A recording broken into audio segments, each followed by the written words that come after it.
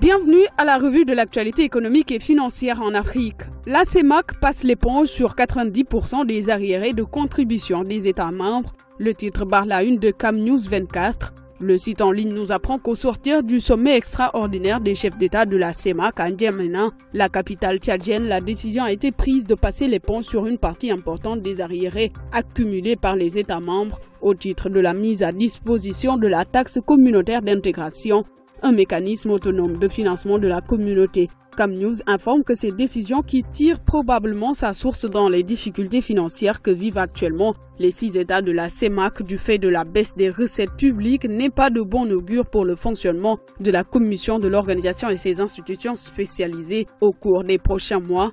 Ceci dans la mesure où la TCI, qui correspond à 1% des importations en provenance des États tiers, est le principal instrument de financement de la communauté. En Côte d'Ivoire, APA News informe que le pays lance le barrage hydroélectrique de Soubré. Le président Alassane Ouattara a procédé ce jeudi à l'inauguration du barrage hydroélectrique de Soubré, situé dans le sud-ouest du pays. Selon l'agence panafricaine démarrée en 2013, ce méga-projet a été financé à 85% par la Chine pour un coût global de 331 milliards de francs CFA et s'étend sur une longueur de 4 km. La mise en service du barrage de Soubré porte à 2200 MW la puissance installée du pays, chiffre que le gouvernement souhaite faire passer à 4000 MW d'ici 2020.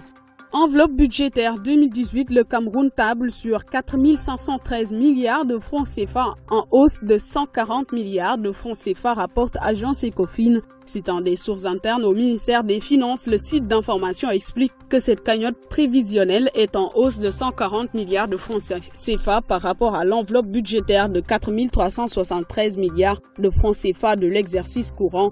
À l'observation, Agence Ecofin souligne que cette hausse est en partie imputable à la légère embellie observée depuis quelques mois autour des prix du baril de pétrole brut à l'international. Et nous terminons par le journal de l'économie sénégalaise qui s'intéresse à la baisse des recettes fiscales de 6,5% en août 2017. Le GIECO, qui cite l'Agence nationale de la statistique et de la démographie, indique qu'au mois d'août 2017, les recettes fiscales se sont repliées de 6,5% comparativement au mois de juillet dernier, selon les données recueillies par l'ANSD auprès de la Direction de la prévision et des études économiques. Cette situation découle de la baisse des impôts directs et indirects, respectivement de 20,3% et 1,0% en variation mensuelle.